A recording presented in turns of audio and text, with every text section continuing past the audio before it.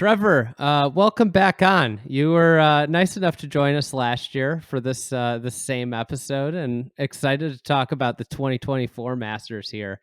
To kick things off, I would love if you could take us back to your first Masters. Where were you when you found out you were in the Masters? And if you could just talk about that first time around Augusta National, what you felt and what stuck out to you about your first Masters. Well, Andy, first of all, it's awesome to join you. Huge fan of the pod. And, this time of year, you can probably, if anybody has the opportunity to watch this, you can see the huge smile on my face. You may even be able to hear it in my voice. Like this is the time of the year that really gets me going, leading up to the first major, to the Masters. This event has meant just so much to me in my life. So it's interesting you ask that question because I have so many amazing memories and recollections from over the years. First time I played actually was in 1999 as an amateur. So how I found out that I was qualified or going to be invited was winning the Pub Links at Torrey Pines. And the year before, the summer before in 98. So I had like this countdown period from winning the Pub Links to that first Masters as an amateur. And it was a thrill. I was able to get some invites on the South African Tour and the DP World Tour. Back then, the European Tour to, try and get some more experience under my belt playing at the highest level. And, those months leading up was a lot of fun, trying to work on my game back in South Africa and get things ready. And I'll never forget, I played in the end of January. I played in Dubai, the big tournament in Dubai on the European Tour. And then the week after that, the Middle East swing back then used to have Dubai and then Qatar back to back. So I played those two as an amateur. And then I actually flew from there to Augusta to play my first practice round. So this is now early February. And the excitement on this massive trip and flight from the Middle East all the way to Georgia was just like, I could not wait. I couldn't sleep. I couldn't rest on the plane. I just wanted to get there. And I was fortunate enough to be hosted by a member, the Hempel family. And I actually stayed, believe it or not, in Butler Cabin for those couple nights that I was there. And once again, once you get on site and you find out, well, you're actually staying in Butler Cabin, the way I felt about that, I mean, it's hard to even describe. 1986, when I was just 6 years old, is the first Masters I watched on TV back in South Africa. Got permission from my parents to stay up past midnight and watched it and was totally enthralled. I mean, everybody that knows anything about golf knows the 1986 Masters. And now here I am as a 19-year-old kid staying in Butler Cabin about to play Augusta National for the next 2 days. So got up early, hardly got any sleep, played 36 holes for 2 days in a row. And then I had a couple months to get ready. And then once I got to the tournament, it was just, kicked up a notch because now you're nervous, you're anxious, you're trying to figure out how you can make the cut.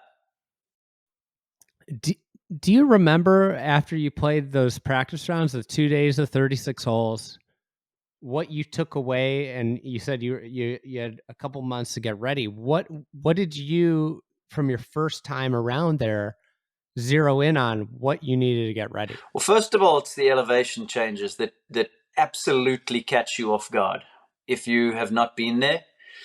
Look, nowadays, and I'll say this because I work for CBS, nowadays we do an amazing job really trying to, and also with the technologies that have improved from the 80s until now in television, to be able to to show that undulation a bit better and try and give viewers at home a bit more of a grasp of it. But when you think back to the 80s and when really they only used to broadcast the second nine and you couldn't always get a real feel for it. But now the technologies are so good. So yeah, that's the first thing. Really, I'll say this as someone who's a part-time photographer.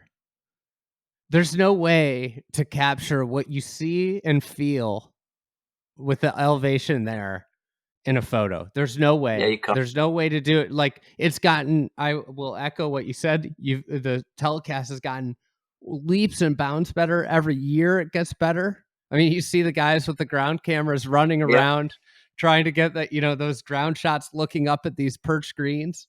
But it is and I know this gets like beaten into the ground. Nothing, I will say, nothing prepares your eyes for the first time you're there, and nothing when you're inside the ropes on the golf course, nothing prepares you for what your feet feel. What your feet feel when you get on some of the greens and when you're hitting those shots is just discomfort. Yeah. So that's exactly where I was going. That elevation change transcends into having to hit so many shots from uneven lies. And you just don't get that very often anymore, do you? You just don't. And really, even when you're practicing, either off of a mat or off of a driving range tee that's pretty flat. And leading up to the Masters, you really have to seek out places where you can go and hit balls from downhill, uphill, side hills, and make sure that you still have elite distance control off of these slopes. Because at the end of the day, one of the keys to unlocking Augusta National is distance control and preciseness with your approach play. Because if you want to have a decent look at birdie, you've got the size of a mid-sized rental car to land your ball in. And that's tough enough to do off of a flat lie. Now you've got some elevation to deal with. You may have 5 or 10 miles an hour of wind to deal with and an uneven lie. It's difficult. It's difficult. Never mind being nervous. So you got those things, the elevation, and then just the green complexes and understanding the patterns to those and ways to put yourself in a spot to where you can try and make a few birdies and at the very least keep the big numbers off your card. Did you have a favorite place or spot to practice those uneven lies that you found? Was there something you did, not necessarily your first time around, but in your prime where you went to a specific spot to practice uneven lies? Well, I would do it all in weeks preceding. And, for the most part, around that time, I was hanging out a lot at Lake Nona here in Orlando. And there were many areas there where you could just go and find a spot, drop a few balls and, see what the ball does when it's a foot above you or the downhill lie. Some shots really jump to mind that people who haven't stood out in the fairways, haven't had that opportunity, may not quite grasp. First of all, the second shot into 13, if you're going for it, that ball is at least 12 inches above your feet and more in places. So now you're trying to pure a long iron. And now, we're back to being mid and long irons after they moved the teeing area back last year. But, we'll pretend that I'm still getting ready for 99. You got a long iron or maybe even a fairway wood, and you've got to catch it so pure in order to make sure you get over Rays Creek. And it's not easy to do. I always found that the second shot at 13 played a club longer than the number. And I think it's because you just don't get perfect contact because the ball is so far above your feet. And when you do catch it good, it's inevitably got a little hook to it, and then you're bringing those bunkers into play or that little swale that that's not always easy to get up and down from. That's one that you got to be ready for. And then the wedge into 15 off of that downhill lie. I mean, that is just, you got to be careful. It's easy to pick the club up a little too quick on your takeaway, and then you hang a little too much on your left side. And then if you keep going with it, that ball flights in a little bit too low. And then the first bounce is too big and it jumps over the back. Or you rock back a little bit because you can feel a little too much weight on your left side. And then you don't quite get contact. You see guys land it on the front, spin it back into the pond. I mean, those are shots you just have to be ready for. Second shot into 9 is another one. Big downslope there. Hitting to an elevated green. So the green's above you and you're on a downslope. Got to be, not just have great skill, but you got to be very committed mentally in order to pull those shots off.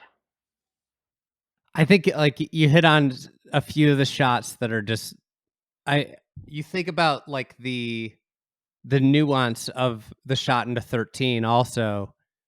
You have this lie that is going to make the ball go left. But, in golf, one of the amazing things about golf is a wedge goes more left off that lie than a 7-iron. A 7-iron goes more off left off that lie than a 4-iron. Mm-hmm. It is like it goes through the bag, and the longer the club you have in there, you feel like it's going to go left, but that club, like more often than not, kind of hangs a little more right than you think. And it's just, the degrees of this, the wedge shot. I mean, the downslope wedge is one of the hardest shots, and then the green that they pair with it is the most punishing, most precise green on the golf course. Mm-hmm. It is, like the shot you just highlighted into 9, the side slope, downslope into a green that's perched up. It's that, you're hitting that wedge shot, and it's going to come out a little bit lower, but you're hitting to this elevated green, and then the worst miss that you can make on that green is long. That's right. And it's just, and your tendency is going to be to miss long there. It's just, I think like when I think about that golf course, is just how the greens and the orientation, the slopes of them pair with the land that you're approaching from is unmatched. There's no golf course in the world that pairs that dynamic of the ground and what it makes you feel and what the tendencies of those shots are, with pairing the worst places you could be on the green or around the green, with the tendency of the lie. Like it is psychological warfare from the second you step on the course and that first green. Man, that's beautifully put. It's beautifully put. It's a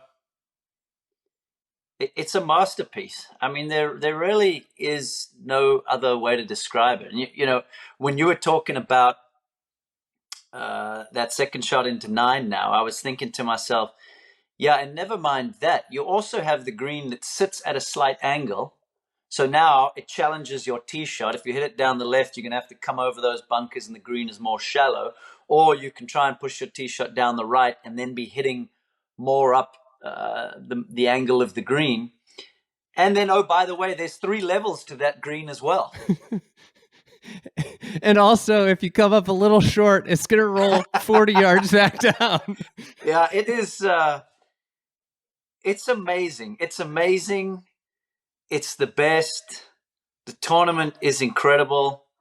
The traditions that they have there are unmatched. I mean, there is just nothing like it. I'll tell you what, the person who wins this year, this is going to be the 88th Masters. That has a nice ring to it, 8-8. So, champ will remember that one. It's, as you get, I feel like as you get older, years become less of an obstacle. I just, you saying that, I didn't realize how close we were to the 100th. That's going to be a spectacle. Yeah. When you think about it. And so we're getting close to that. So, 88th Masters.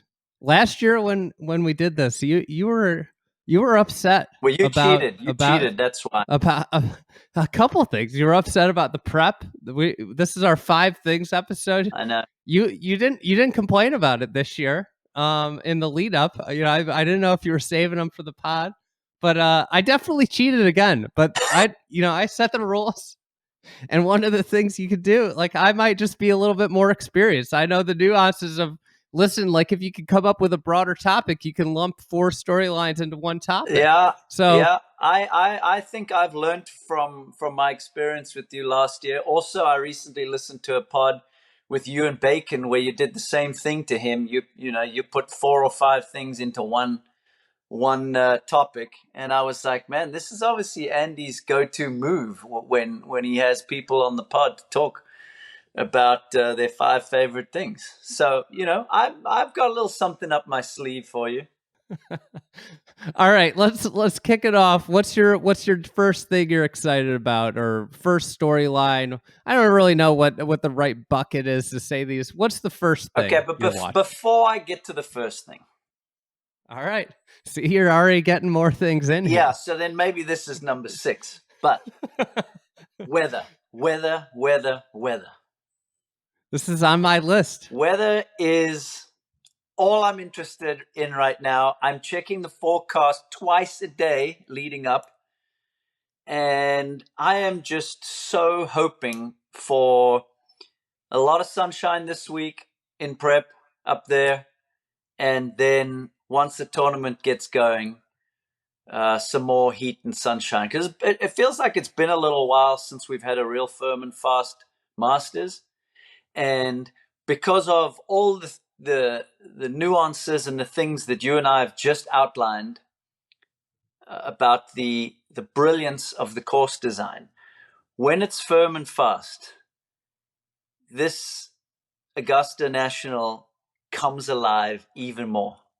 And when that ball is running, the drama that goes along with that, the anticipation that goes along with that, the excitement of that ball rolling on the ground just increases exponentially. So, like, before I get to number 5, weather is something I'm very interested in. Listen, this was on my list. I think the forecast right now looks really great. I don't want to jinx this. Since you've been broadcasting, it's just been dire. Yeah. I mean, last year was horrendous. The year before that was bad. Even if you go back to Tiger's year, it was an amazing Sunday, but the Sunday happened hours before when it was supposed to happen. Right. Because they moved up the tee times and it was a morning, so it wasn't a real Master Sunday. You think about that win. The win was amazing. It was an iconic Master Sunday, but it didn't happen on the afternoon of Master Sunday. So I completely agree. Do you have a memory of Augusta National when it was really fiery and a shot or something that was like, whoa, that's different? Knuckling down the rounds or what year it was, because I've been going there so long, is harder for me to do. But you start to get the feel on approach shots when the greens, they have phases of firmness. The last few years, like you say, it's been pretty green. Then they can go a little yellowy, a little purple at times when it starts getting really firm. And, there's a bunch of approach shots you've got to be really careful with, starting right at number 1, which is the highest point on the golf course. That green, if it's firm and fast, gets baked out. And it is one of the most intricate and complex greens on the whole golf course. I mean, the areas that you have to play with there are tiny because of that false front and that funnel in the front of the green. 5 is another one that gets really firm. You start getting back right hole locations at 6 that you're just wondering, how on earth am I going to stop the ball up on that little plateau? 7 hitting uphill as well. That ball is bouncing as high as the flag, and you've only got like 11 yards of depth to work with. So you're in a panic over that second shot, hitting off of a down slope. There's lots of areas where you've got to be real careful. And and that's what I'm really hoping for and looking forward to, because that's when you need supreme control over spin and trajectory, and that's what I'm hoping. It's spin trajectory. It's, it's got to get to the fraction of where you hit it on the face. If you catch it a little on the toe and it's got just that fraction of hook spin, you're not going to find that perfect spot. And I think sometimes, with golf, we watch these leaders and they make it look so easy, but the reality of how perfectly struck on a firm golf course, how perfectly struck a shot has to be to get to some of these areas that they get to gets obscured just by, they hit the shot, and sometimes it's like the shot that's 15 feet right of a flag from a bad angle with a firm green. It's like those shots, because they aren't 3 feet away, get obscured of like just how freakishly good that is. And I feel like that's something that you really pick up when you're on the ground at an event and you see, or in your case, have played the event. Like, I've been there. I know how it feels when I'm standing over that shot and thinking, I have to hit this absolutely perfect to get to 15 feet. And you don't need to remind me about those last few years. 2019, I was actually playing, and because we played early, I teed off the 10th tee on Sunday. Oh God! And here's early morning. Here's a useless piece of trivia for you. In all my years at the Masters, twice I've teed off the 10th tee. The third round in 2005, I shot 65. And the final round, 2019, I shot 69. So I've actually got a pretty good scoring average teeing off the 10th tee at Augusta National. There's something I'm sure you didn't know. I gotta say, I think that if they had stuck with the original routing, 10 was 1. Maybe I'd have won more green jackets. You might be like a 6-time champion. Yeah. There's two guys that would have a huge say in that. Phil Mickelson and Tiger Woods. They've done pretty well at that tournament, not giving many other guys a great shot. But and then 20 was the COVID year, so we played in November, and it was fall. Completely different golf course. And then, like you say, last year we had 28 holes on the Sunday. It was that marathon on Sunday. After all the rain, the course was pretty soft. So, yeah, really hoping for a firm one. I can't remember. I feel like we've gotten a round or two of really firm conditions, but I can't remember the last time we've had a 4-round tournament where we haven't had weather come into the equation. Yeah. I can't remember the last time. Yeah, right now it looks really good. Looks pretty solid this week, all the way through the weekend, all the way through really Wednesday.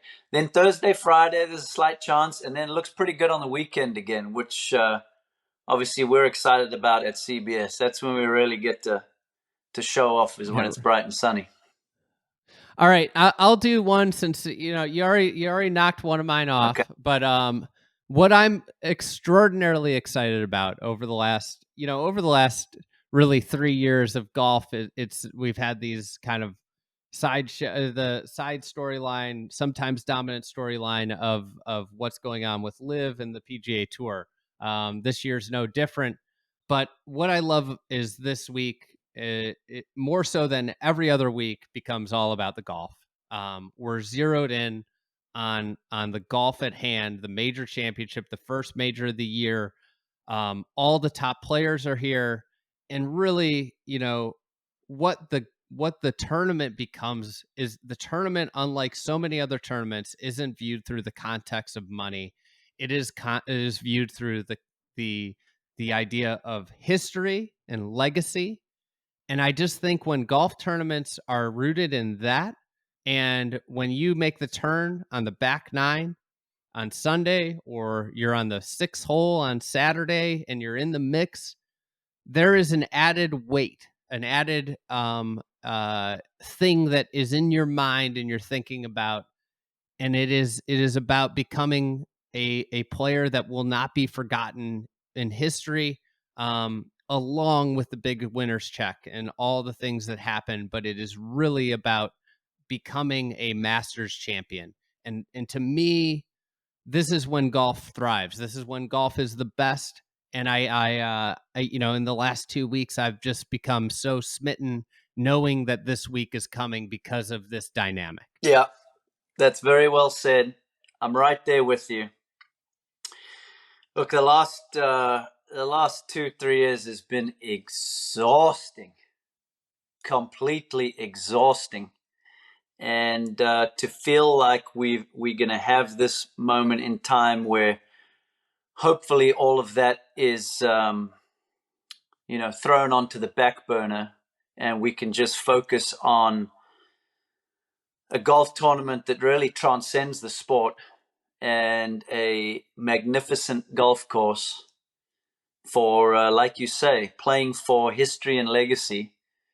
And to see somebody put on the green jacket, whether it be their first time or another opportunity they're getting to do it, if you think of some of the other players, that is something that really does excite me. I'm right there with you. Yeah, and it's like I always think about when I think about this. I know you've worked with him. I always think about Curtis Strange's kind of back nine in '85. Yeah.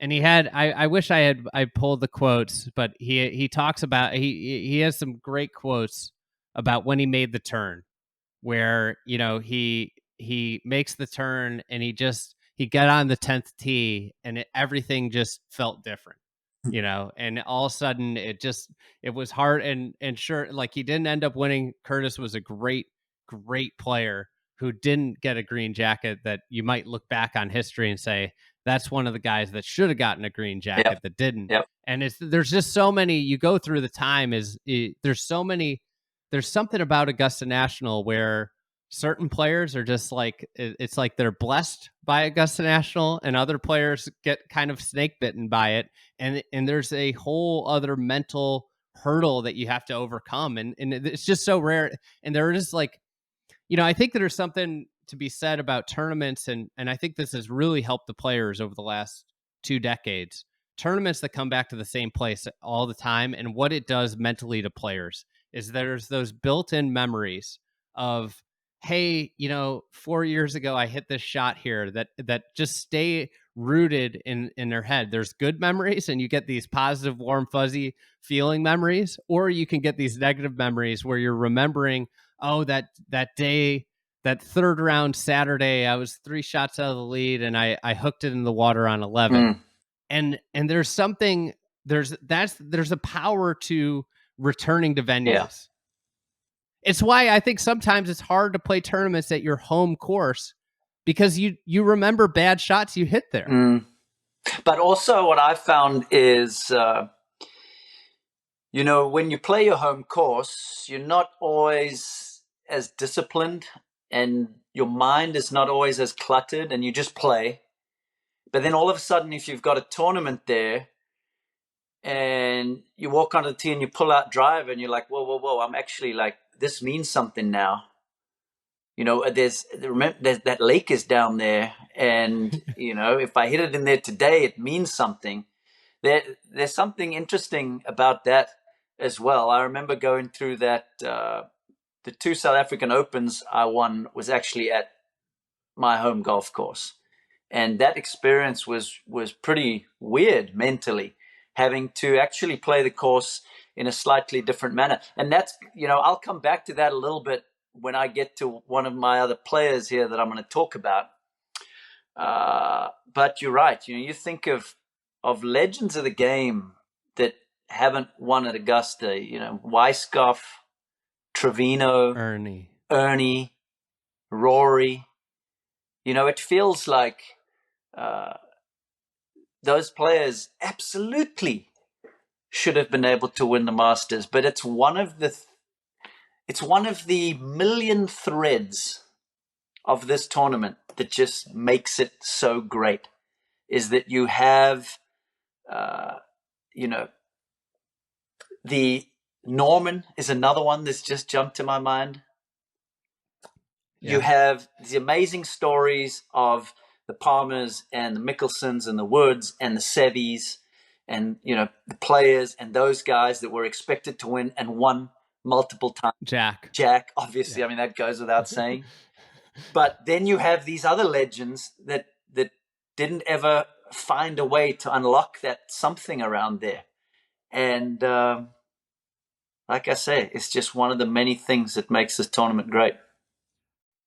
If you think about Augusta and in the context of an elite professional golfer, they all make these like scouting trips where they play maybe 2, 3, 4 rounds in addition to the practice rounds leading up.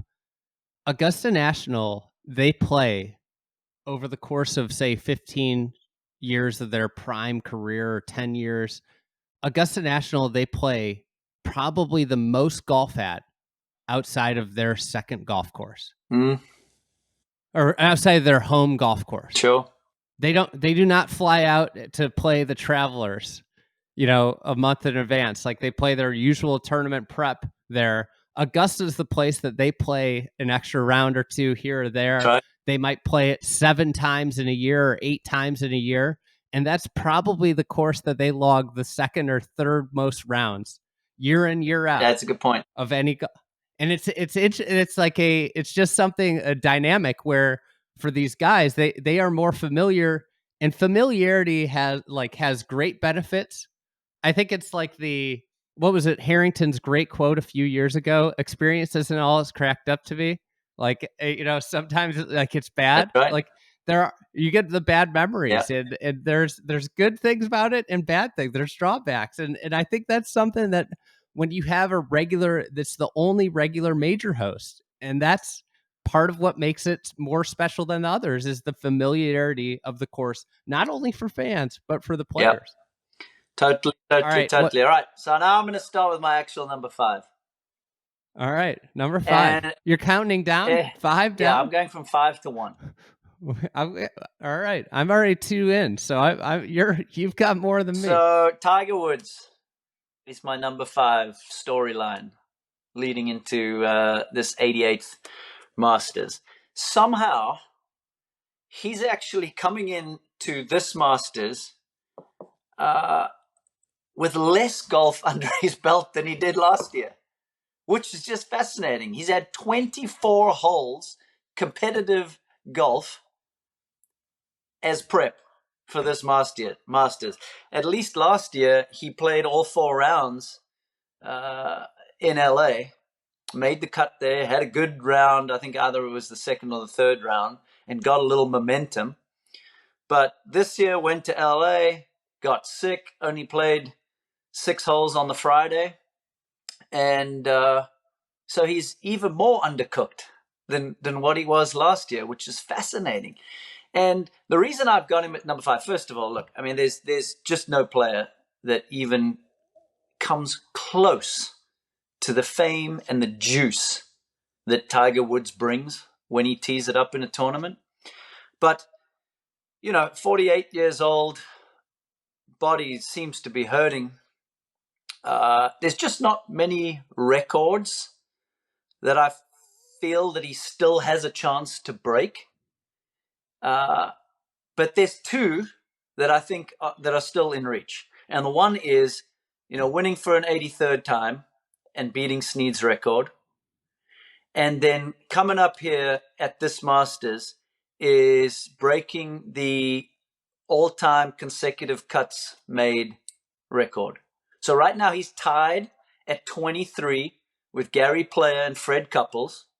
And if he makes the cut at this Masters, then that's another record that he breaks and sets a new mark at 24 Masters in a row making the cut. That is just phenomenal. You took the words out of my mouth about why Tiger matters this year. And I think, like, when you think about Tiger Woods, and he's obviously got the most records of any golfer that I think, I don't know if anybody will ever match the sheer number of records in my lifetime, in your lifetime. that Tiger said. It's hard to fathom that there will be somebody that comes through with this many records. And I think what makes Tiger such an icon of the sport, like so many other greats of any sport, is his ability to do the unthinkable, the unfathomable, when all the odds are stacked against him. And as you outlaid, he comes into this Masters having played 23 holes of golf. It's crazy. Competitive golf. It's crazy. And he's going to tee it up at the golf course that is, you arguably need to be the most precise and sharp with your game. It's a physical test. It's a mental test. And here he's coming in this record. This isn't the biggest record. This isn't the most, amazing record he's ever going to hold. But to break this record is given the circumstances that he's in, is a unbelievable accomplishment if he makes the cut this year. Well, remember last year when he made the cut and then that weather rolled in on the Saturday, and I just remember vividly his second shot into the 14th hole, and we were on the air, and it was just bucketing down with rain. And, he's got the rain suit on and the umbrella and the hat, and there's just water everywhere. And he hit the shot, and walking over to his bag, which is like 5 yards away, the way he was walking, the pain that he was in just to get back to the golf bag was, that's an image I'll never, ever get out of my mind. The fact that he went ahead and made the cut before having to withdraw on, after that third round, or at some point in that third round, was just, gosh, highlights how much pain he was in. I'll never forget watching him walk up the 18th hill. It felt like he wasn't going to make it up. Yeah. I think physically with the leg, it seems like he's in a way better place now than last year. Hope so. I think it's just the reps, as he always has said. I mean, competitive reps really matter if you want to play high level golf. Now, we'll say this: if it's firm and fast, like I'm begging for, I think it improves his chances because he can use all of the experience and understanding of where you can leave the ball and still make a score. So firm and fast would be in his favor. If it's firm and fast, I think that brings in some of the guys that thrive are players that understand the golf course and then have magical short games. Yep. So, like, if you're a Jordan Spieth fan, firm and fast to me would be what you're really hoping for, because it allows him to have a little bit, in a way, it sounds counterintuitive, but the margins are smaller to make birdies, but they're wider if you've got just a extraordinary short game, in the sense of more guys are going to miss around the greens and it plays into your hands. Yeah. Right. And his record, it's counterintuitive. Yeah. And his record there is pretty dang stellar. That place absolutely suits him and gets him going. So you're next. All right. My next one is going to be the LIV players. I've got 3 guys on the list, and I don't think it should surprise anyone. I'm not putting Joaquin Niemann in the mix. Oh boy! Until I see a top 10. Yeah, oh boy! I'm ready for. Get ready for that. Right? Yeah, I want to see some. I want to see more. I know he played really well in that fall Masters during COVID. He was in the mix, but faltered late. Not all major records, when you look at Wikipedia, tell the true story. He was in the mix that year. That being said, I'm zeroed in on Brooks, Rahm, and Cam Smith. Cam Smith, we're 18 months removed effectively from him possibly being the best player in the world. He wasn't great in the last years. He wasn't terrible in the majors last year. He wasn't terrible. What is he at this point is a question. I'll just run through these quick.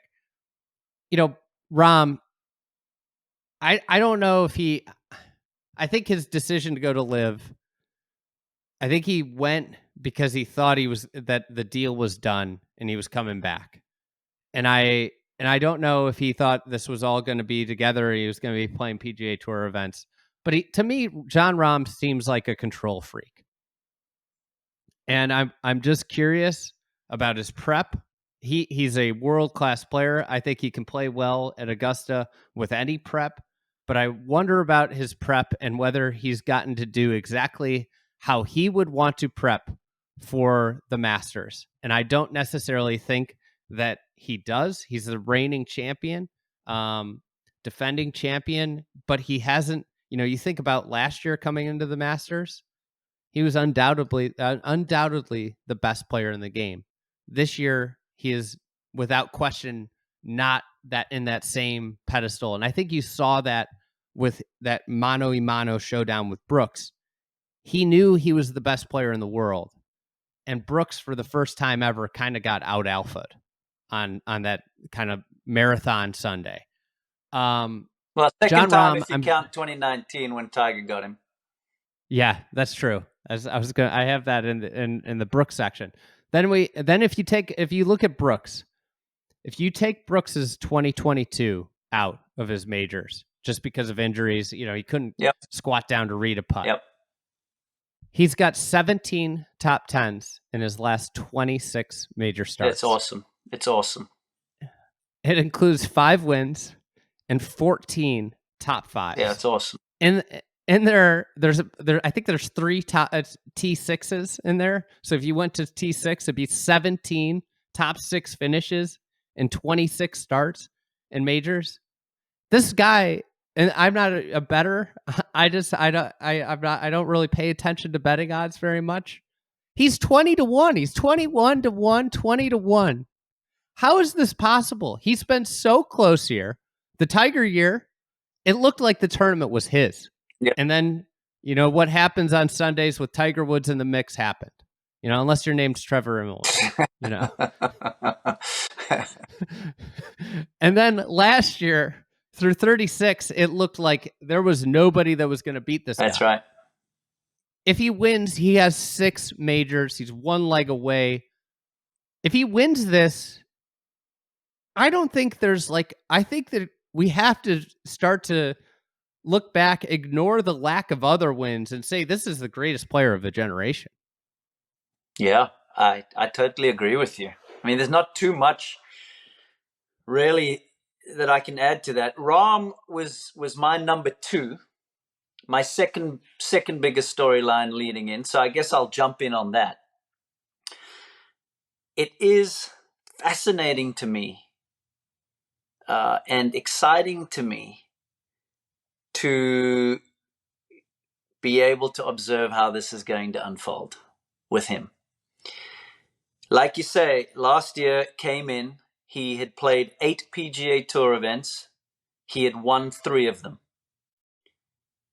And he came to the Masters, won the green jacket, so that was his 4th win, and undoubtedly let the world know that he is the best player in the world.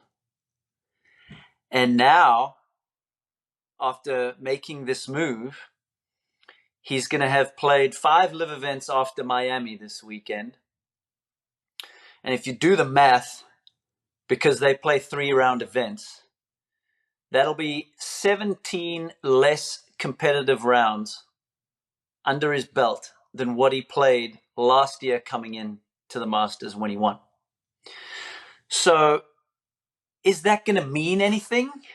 Like, we don't quite know yet. If you look at the 23 Masters, Brooks came in, we didn't quite know what he was doing. And like you say, after 36 holes, it didn't look like anyone was going to beat him. Mickelson finished 2nd out of nowhere. Like nowhere. And you got to give a shout out to Patrick Reed as well, who finished tied for 4th. So it didn't affect those guys having played less coming into last year's Masters. But that's not going to say that Jon Rahm's not going to feel a little different. And I am really, really fascinated to see how he handles the whole thing, what the reaction is going to be like, what those press conferences are going to be like, how he interacts with the media and other players that he hasn't seen for a long time on the PGA Tour, and just what the dynamic is. It's going to be lovely to watch. Yeah. I mean, throw in. Do they have enough toilets around the course? Is he going to be happy with that Now, situation? But Cam Smith, I see, just got rid of the mullet, so hopefully he doesn't lose any of his oh, that powers. was April. It was April Oh, it Fool's. was? He got you. Yeah. Oh man. Okay, I'm glad to hear it. I'm glad to hear it. I don't want Cam losing any of those special short game powers. The guy is a genius with a wedge and a putter in his hand, and in the same vein as Spieth, uh, at a place like Augusta National, that is a massive weapon. So you always got to keep your eye on Cam Smith. And Brooks is an animal. Brooks is a major championship animal. As always, he hasn't played very well leading up to it or in the last few months, but does it really matter? Because when he pitches up to a major championship, he's able to just shift into another gear and get himself in contention. To me, the only thing that matters with Brooks, if you go back through his career, so many of the times he's won majors is the week before. Does he turn up, and is the ball striking there? And so Live Miami, like, I think that's the story, the thing to watch is Brooks Koepka on the leaderboard.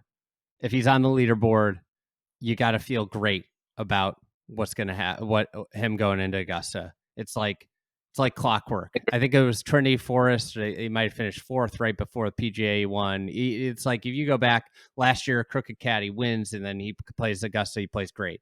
It is kind of like clockwork. That I think that's how you tell if Brooks is ready to go, is the week before, if he's in the mix. And I think that, Sneaky, we talk about Rory with Augusta National. Is Brooks actually the one that has been kind of snake bitten the most by Augusta and had the best chances to win? I think with the last 5 years, he's definitely, and I think, like, you talk about game for Augusta National, he's perfect. He's got everything you want, It just feels like it's more intense with Rory, though, because it's been for a longer period of time, since 2011. Or I remember playing, was 2011 was the one where he threw it away and Schwartzel birdied the last 4 holes, right? It's 2011, I'm quite sure. But I remember playing with Rory in the third or fourth round in 2009 when I was defending champion. And just watching this kid play this golf course, going, he's going to win 5 of these. Like, this golf course is perfect for him. Back then, he played more of a draw. And I was just playing that round of golf with him that day, going, man, this course is tailor-made for this guy. So the pressure feels a little bit more intense for me when it comes to McIlroy as opposed to Koepka. With golf, I think there's and it, particularly with Augusta National, I'm curious what you think about this, but to me, Augusta is the place that you have to swing more freely and without thought than anywhere else in the world. And there's going to be people on both sides of this which disprove and prove it. But to me, Augusta is the place where, when you're over the ball, you have to let go of all your worries about where it might go, what it might do, and hit the shot, commit to the shot. And I think for some players, as you age, that becomes a harder and harder proposition. Your life, when you're 22, the things you worry about are so much less and so much less consequential than by the time you're 38 and you've got kids and you're worried, like, you become more trained as you age to worry more in a weird way. And I think this golf course, almost for some people, certain types of people versus other types of people, becomes more difficult to play because of that. Are you connecting that with Rory? I don't know. I think it's just certain personalities, right? Where I think there's, with young players, and I think, like, Spieth's a great example, not at Augusta, just in general in his career. I think golf's gotten harder for him as he's aged, and he thinks about more stuff. It's not as when you're. I remember when it's Adam not always Scott that he when they thinks about more, but he definitely knows more. Yes, and knowledge can be it goes back to that Harrington quote: experiences and everything. Yeah.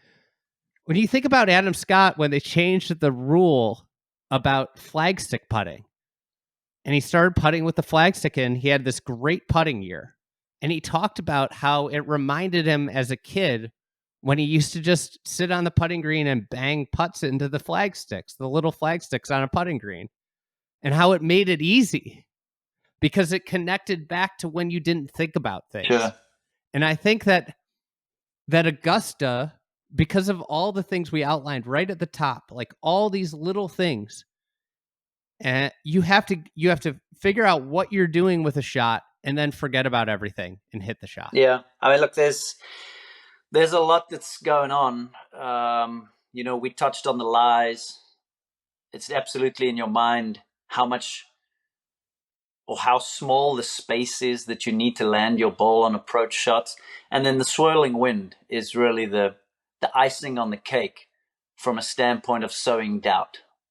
So when you know that you have this small space that you need to land your ball in to give yourself a good look, and you're not 100% sure where the wind is, that it's a problem. It's a problem. Since we've touched on Rory here, I know Rory's on your list. My number I know 3. He's on mine. Rory's my number 3. So we're here. Let's talk about him. Okay. He's so 10th time. What do you got? 10th go at trying to complete the Grand Slam. If he does, I actually think it. If you've got this Rory and Brooks rivalry, really, of who's the best player of this generation. If Rory goes ahead and wins the Masters, completes the Grand Slam, it gives him that slight edge over Brooks. Because variety of courses that he's won. But also, that is the most elite list in golf.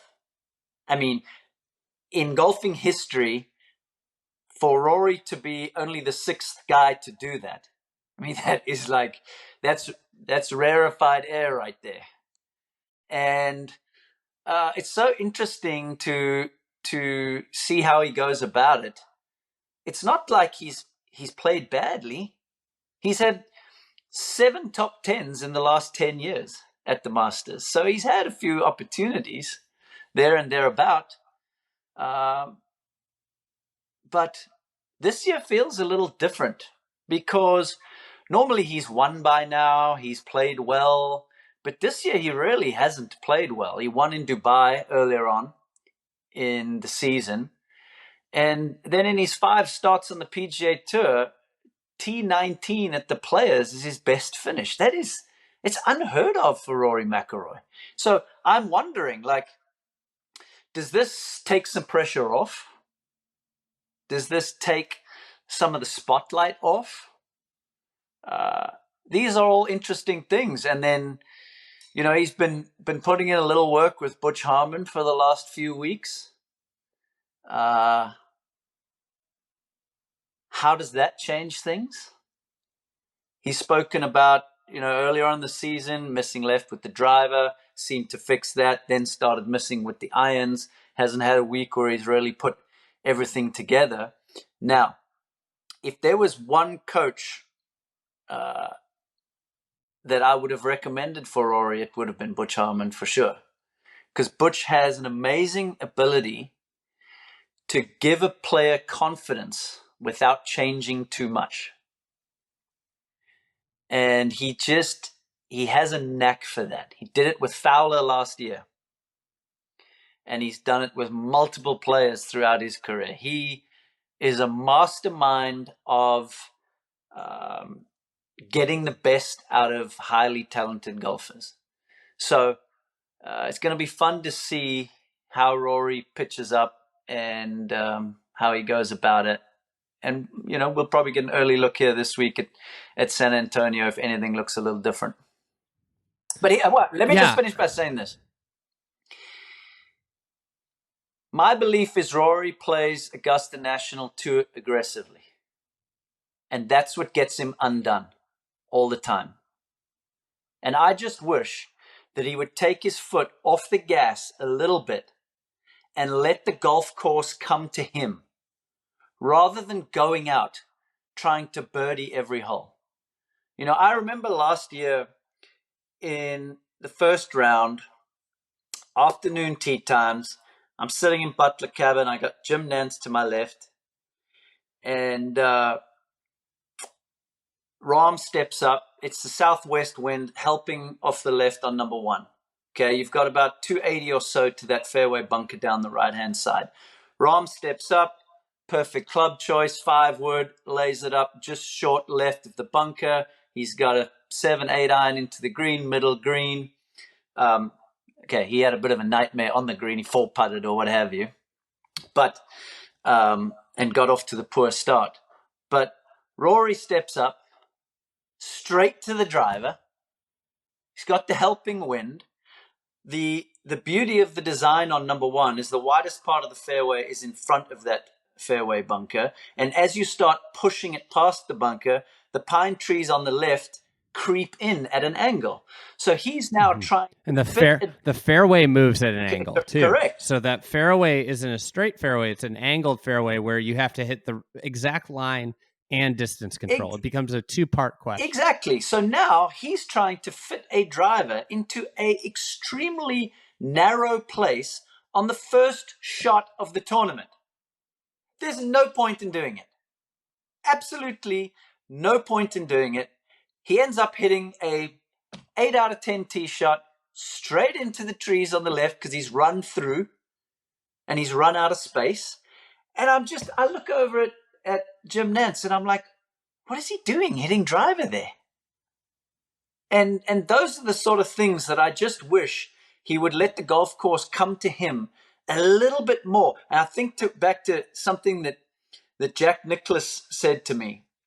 And I never had the talent and ability to use this strategy, but McIlroy does. And Jack said to me, look, when I was in my prime, I knew that I was the best.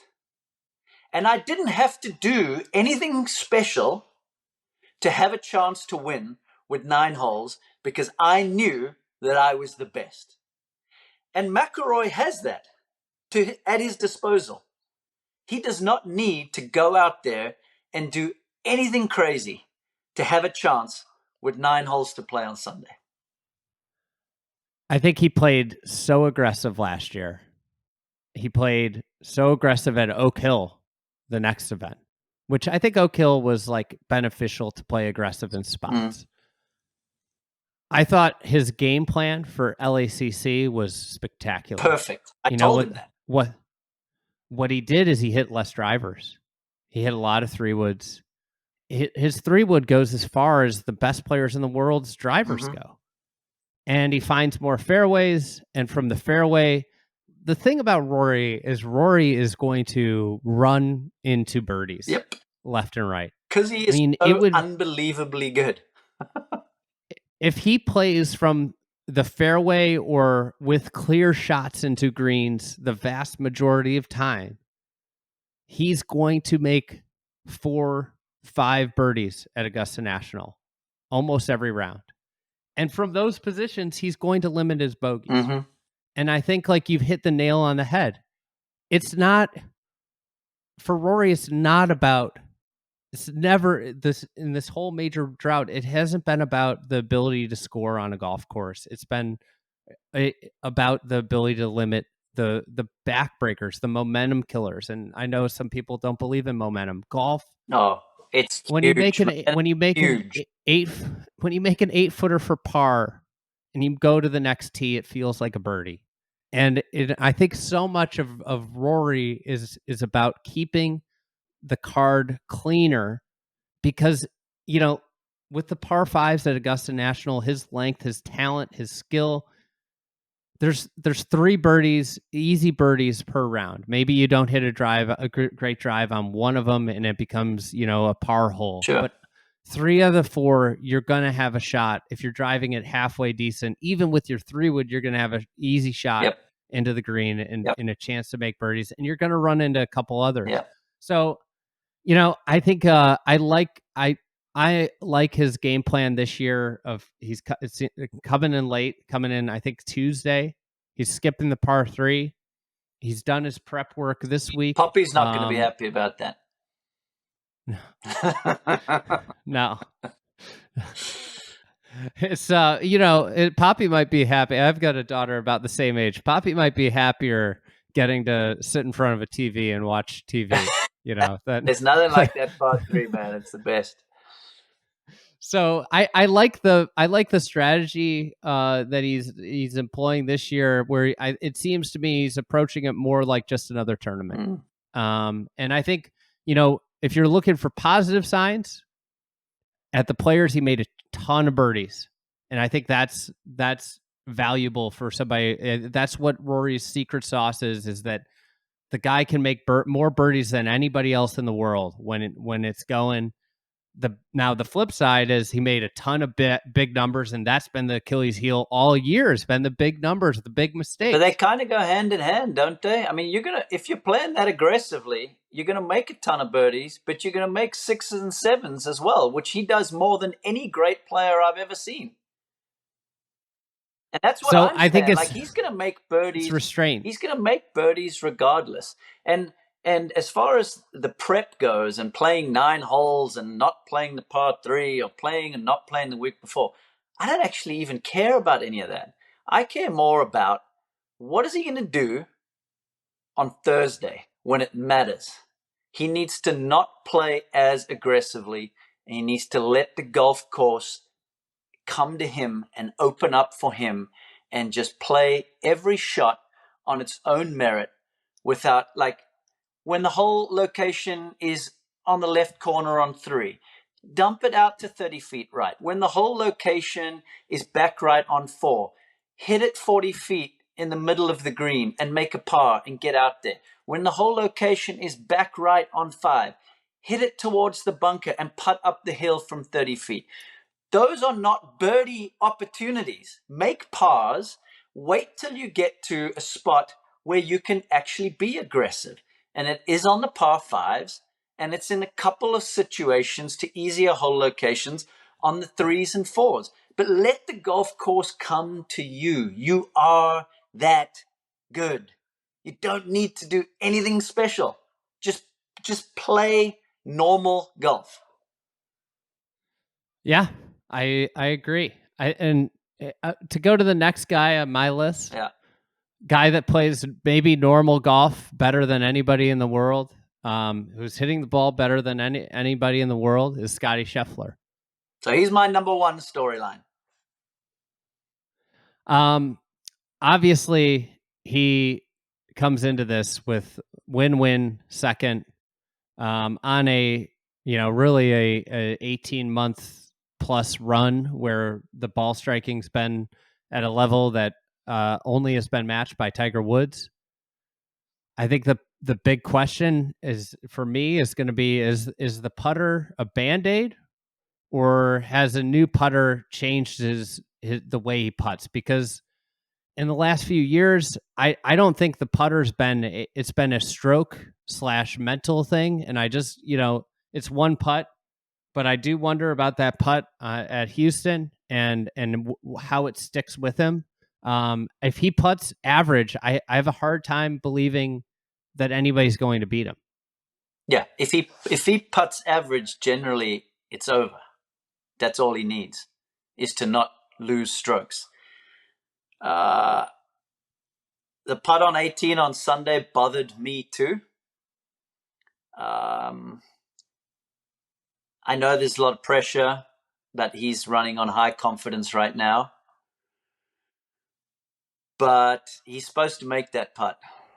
And when people throw these comparisons with the Tiger-like run, Tiger-like ball striking, let me tell you what Tiger would have done. He would have buried that putt. He would have been dancing around the green, giving uppercut fist pumps, and then he would have birdied the first playoff hole to win the Houston Open. So when it's always tricky when you make these comparisons, because we want to see another Tiger so badly because we had so much fun. Well, I was getting my brains beat in by him, but as golf fans, so much fun watching this extraordinary athlete? I go back to the 3-putt also. That in that tournament, there's two putting moments that White hasn't won 3 in a row, and I listen. I don't want this to come across as nitpicky, but when you're the best player in the world, that's what analyzing the best player in the world becomes. You see all the shots, you see the moments, and there's that field at Houston is an event that the greats of all time win those events. It's you're expected to, and it's hard. But when I look at the putt on 18, the day that he 3-putted, Yeah. people are brushing it off as that short putt was what was was just a lapse in concentration. A, that doesn't happen with Tiger if you want to do the Tiger comparisons, but B, I think that was the putt. That's the thing that he's been struggling with, where that putter face opens a little bit and you miss those putts on the right. If you watch that short, the putter face is open. And then the flip side of when you're having that problem, and on short putts, that face, I just don't release it, I don't square it. Then what happens is that you have that pull, that soft pull, and that's what that putt on 18 was. It was a soft pull, the putt to tie. The backswing looked so short and rushed to me in real time. I haven't watched it again. So I will go ahead and say that. But I was watching live, and if I was on the call, I said it out loud as soon as I watched the putt. I said to my son, "How short was that backswing?" Like there was almost no backswing, and then he was like trying to find the face through impact. And for a right to left putt to have that thing look like it started kind of inside left, if we're being generous, maybe more left edge, it sure wasn't pretty. But let's switch this to the positive side. 6 out of his last 7 events, he has been positive strokes gained putting for the week. Okay? And since he's gone to this mallet, in these 3 events, he's been positive strokes gained putting. And we just touched on, if he can keep that around average for the week, there's probably only 3 guys that have a chance to beat him. It's Koepka, McIlroy, and Rahm. So it'll be interesting to see. The other thing that is just so amazing about him is his demeanor and his mental outlook and approach. A lot of people out there say that it's not exciting and he doesn't show enough personality and what have you. And I can see that side of it. I mean, it's entertainment at the end of the day for fans. But gosh, it's solid, man. It's solid. He doesn't get too high. He doesn't get too low.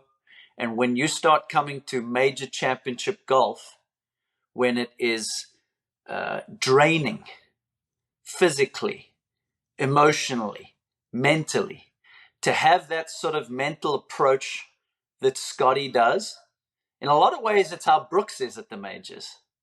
Those guys are able to conserve so much more energy and keep some gas in the tank for just in case they're really going to need to do something special with 9 holes to play.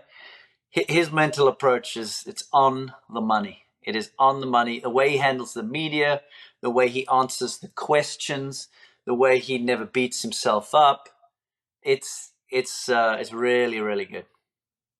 He's an extraordinary player from if you just study, he's how everybody who's played tournament golf would dream of playing tournament golf, in terms of the way he maneuvers a golf course. It's just, I feel like he never puts himself at undue risk. And what you said, there's like an aspect of tournament golf that doesn't get talked about enough, is stress management. Yeah. When you're playing around, I think about Molinari's final round with Tiger in 2019. That final round, everybody's rooting for Tiger, and I remember it maybe off of 6th green. It's like, when is this guy gonna make a bogey with like where he's been? He wasn't playing well, but he was pulling together these pars, and it looked like it just wasn't going to stop. But the stress level on that round was so high through 6 holes, through 9 holes, through 12 holes. When you get all that stress, eventually you're going to crack. Yep. And it's just, you cannot play 4 rounds of golf like that. You can't, it's hard to play 1 round of golf where you are piecing it all together. You're trying to, get up and down here. You've got a 5-footer here, a 6-footer here, a 7-footer here for par. And what Scotty does so well is with the demeanor, with never getting too high, never getting too low, and the way he plays a golf course. He just never puts himself into too many situations, and really the situations that have been the crux of his issue is like, I have 4 feet for par the last, year and a half. That's been his stressor. It's not been anything tee to green. And part of it is unbelievable striking of the ball. The other part of it is what we talked about with Rory, is not putting himself into positions to have big numbers. His course management it's awesome. It's the best out there right now. Out of this crop of players that are playing at the highest level right now, Scheffler has the best course management strategy, understanding of where to put the ball, understanding of when to hit what shots. I mean, think about that 18th hole at the Players, a few weeks ago. How he gears down to the 3-wood. Everyone always talks about the go-to fade. Nope. He turns a little high, right to left 3-wood, right down the right half. Perfect wedge to 15 feet. Hit a pretty good putt there, and great putt. That didn't go in. But the guy is he's the man right now. He is the best player in the world. I don't think it's particularly close at this point.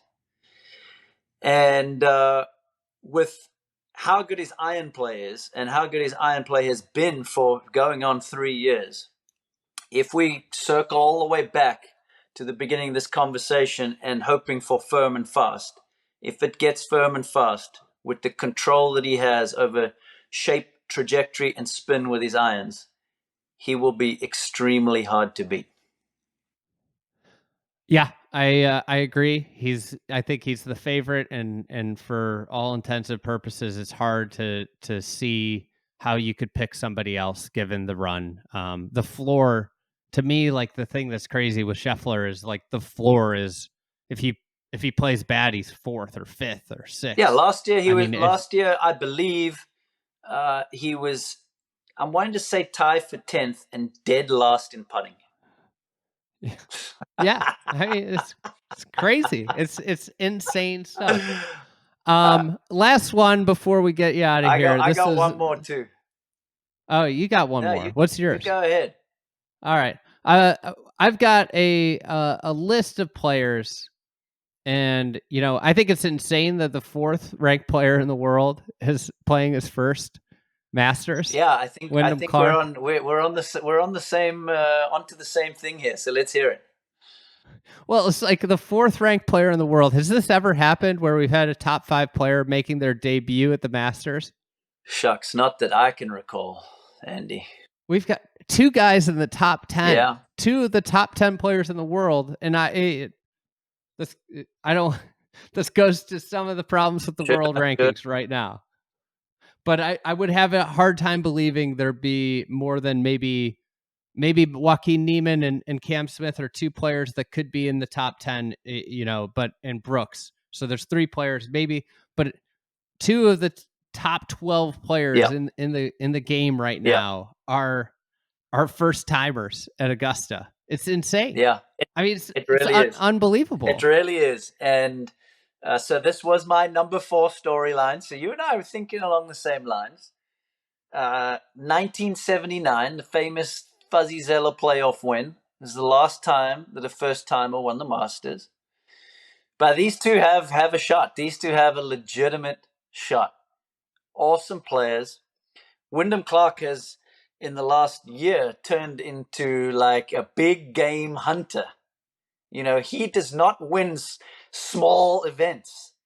Like, he wins on tough golf courses against the best players. You think of LACC, you think of the Wells Fargo, you think of the 60 at Pebble. I know we didn't have a final round there, but still, this guy wins big time tournaments and was obviously right in the mix with Scotty at API and Players.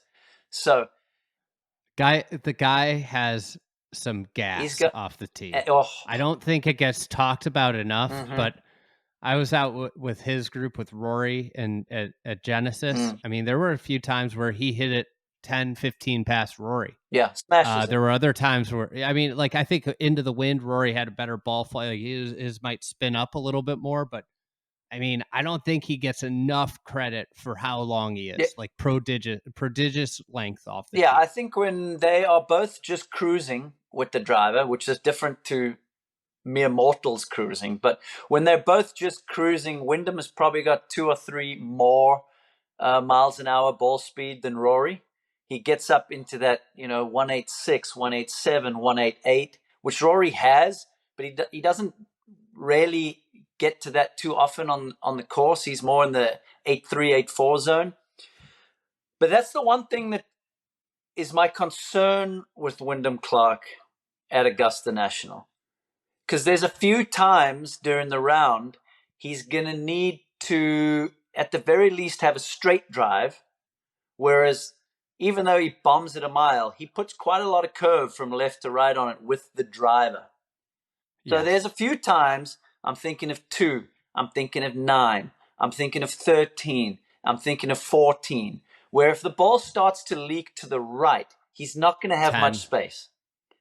Yeah, but 10, he can just rope the 3-wood or even a driving iron for as far as he hits the ball. So 10 is like a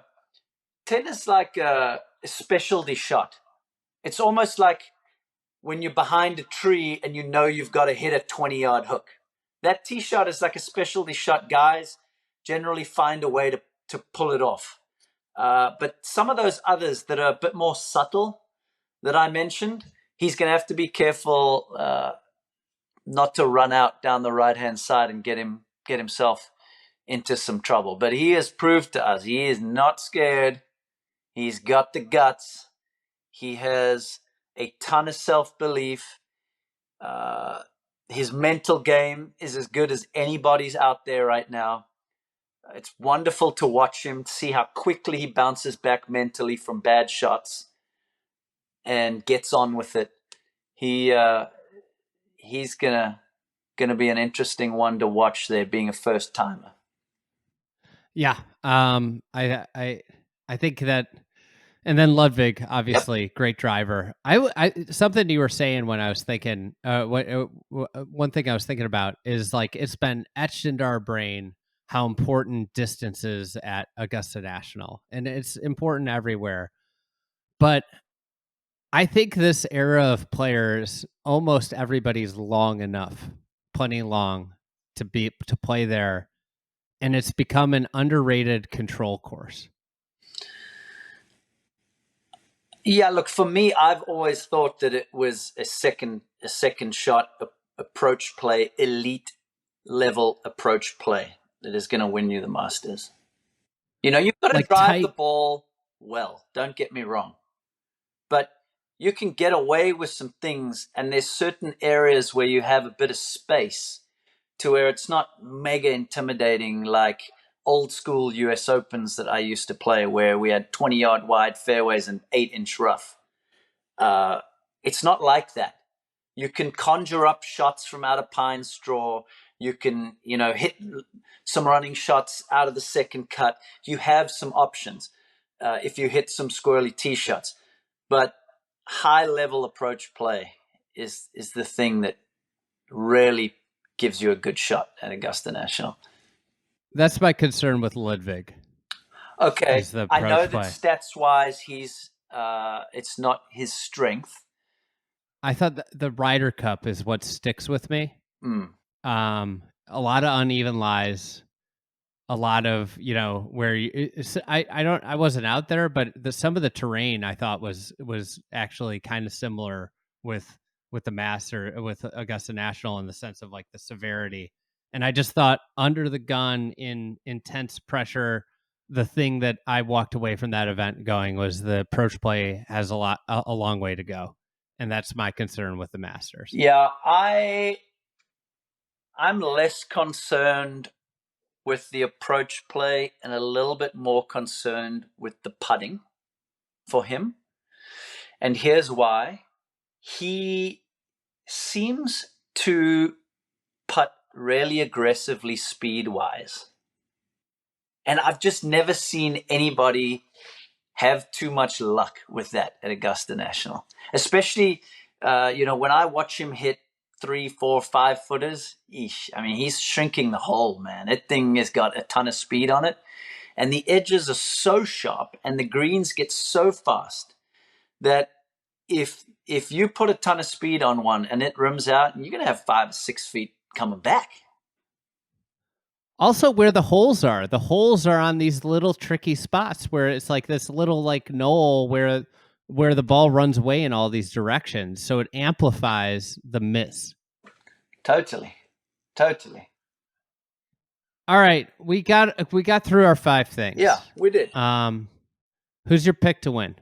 Scheffler. Yeah, I think it's hard not to pick Scheffler. It's hard not to. It's really hard not to.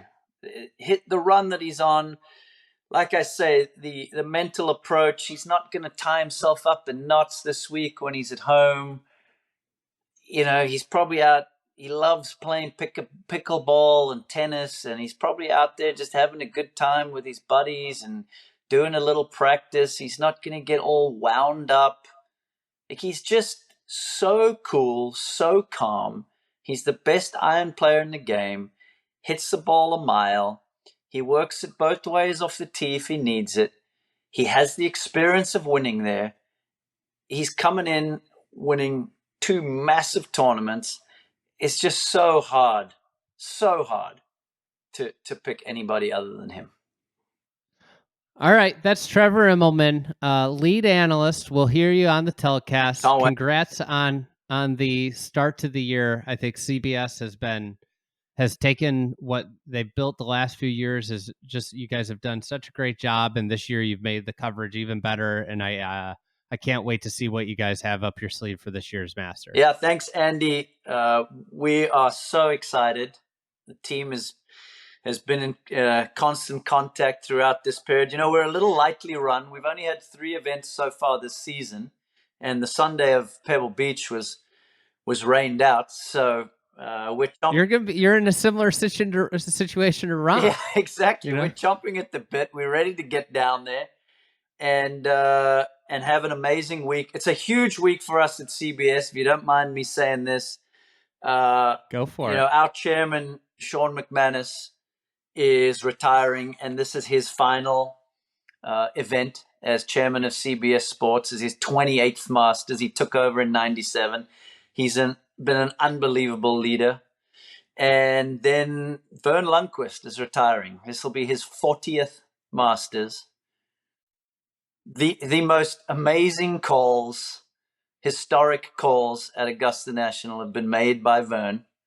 And so it's a huge week for us to get down to Augusta and the Masters, and then we go on a long run all the way through the regular season. Yeah, it's gonna be sad. I think obviously Sean's in the background, but with Vern, it's gonna be tough not having Vern after this year. He's especially. I mean, I think like the greats really age well, and he's aged so gracefully with the calls. They aren't always as sharp as they once were, but they are so memorable, and he's just got a voice and a timing for the moment. Yep. And I think that's what all the greats have, is that ability to say the thing that you're feeling that you would never yourself be able to pull out into words. Yeah, he's a legend. He is a legend. He's a Jack Nicklaus. He's a Tiger Woods. He's an Arnold Palmer. Like in broadcasting, he's up there. He is up there. And I always have this little chuckle. We did a media call the other day, and he was telling the story about what was going through his mind before he made the call on 17 in 1986 when Jack made that putt. And he said, as he was sort of trying to figure out what his strategy was going to be, as Jack was playing the 17th hole, he said he came up with the idea, keep it simple and get your butt out of the way. And I was thinking to myself, that's somebody that really understood the moment. We're at the Masters. This is the greatest player to ever live. He's 46 years old. He's about to and trying to win his 6th green jacket. There is no need for an announcer to be filling the air up with whatever. Keep it simple and get your butt out of the way. And that's Vern in a nutshell. He's just a legend. I think that is a amazing piece of advice in general. Yeah. For life. Keep it simple and get out of the way. Like if you just followed that for the rest of your life, I feel like you'd get into a good spot. Yep. Well, it's been awesome all right. to join you, man. Thanks so much. I'm a huge fan of the pod. What you do here at the Fried Egg and Shotgun Start and all the other different bits and pieces you guys have got going. Thank you, Trevor. I'm looking forward to seeing you next week in Augusta. So I'll see you there, and thank you so much for coming on. Big time fan. So, all right, have a good one.